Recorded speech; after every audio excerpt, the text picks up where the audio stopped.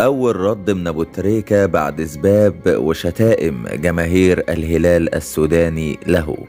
إليكم التفاصيل، ولكن في البداية صل على النبي محمد، ولا تنسى الإعجاب بالفيديو والاشتراك في القناة حتى يصلك كل ما هو جديد وحصري.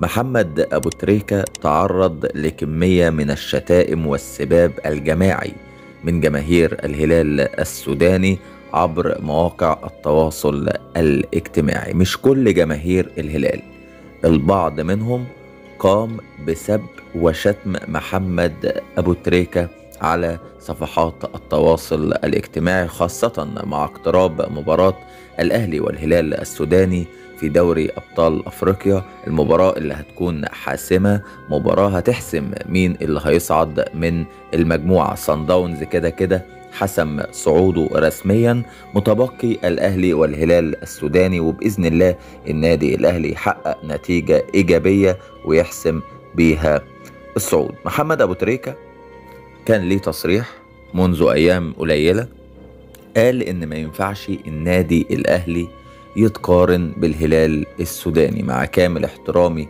للهلال السوداني، ما ينفعش النادي الأهلي يتقارن بالهلال السوداني، وما ينفعش النادي الأهلي يكون مصير صعوده متوقف على أقدام لاعبي الهلال السوداني. التصريح ده كان قبل مباراة الهلال وصن داونز اللي انتهت بالتعادل الإيجابي 1-1، وأهدر فيها أطهر الطاهر ركلة جزاء هي اللي جددت الأمال للنادي الأهلي. فجماهير الهلال السوداني ما عجبهمش التصريح، ما عجبهمش كلام أبو تريكة، فانهالوا عليه بالسباب والشتائم. أبو تريكة رد قوي جدا.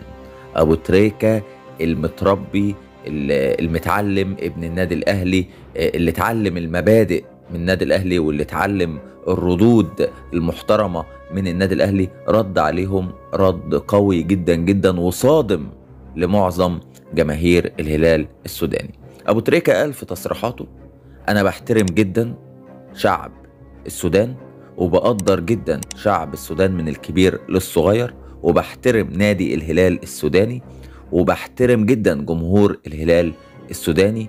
أما بالنسبة عن الشتيمة اللي أنا يعني اتشتمتها والأقاويل اللي بتتقال عني من خلال صفحات التواصل الاجتماعي، أنا مش شايفها ومش هينفع أشوفها، وكل سنة وانتوا طيبين يا شعب الهلال. ده يعني كان رد راقي جدا ومحترم جدا، وصدم معظم جماهير الهلال، لدرجة ان في ناس كانت يعني كاتبة بوستات على محمد أبو تريكة، مسحت البوستات، كانت كاتبة بوستات شتيمة على محمد أبو تريكة.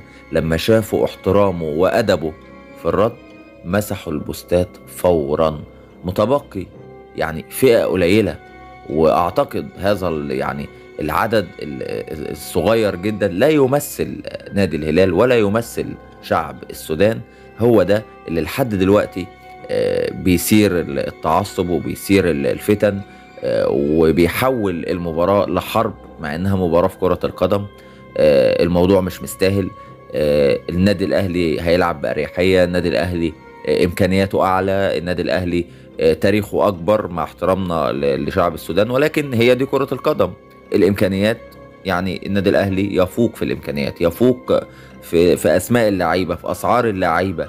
النادي الاهلي تاريخيا اكبر من الهلال يعني 100 200 300 مره. يعني النادي الاهلي كبير جدا جدا عن نادي الهلال السوداني، فالمباراه هتكون سهله باذن الله للنادي الاهلي، وان شاء الله النادي الاهلي يتاهل من استاد القاهره. الى هنا تنتهي حلقتنا، ونلقاكم باذن الله في حلقات قادمه، والسلام عليكم ورحمه الله وبركاته.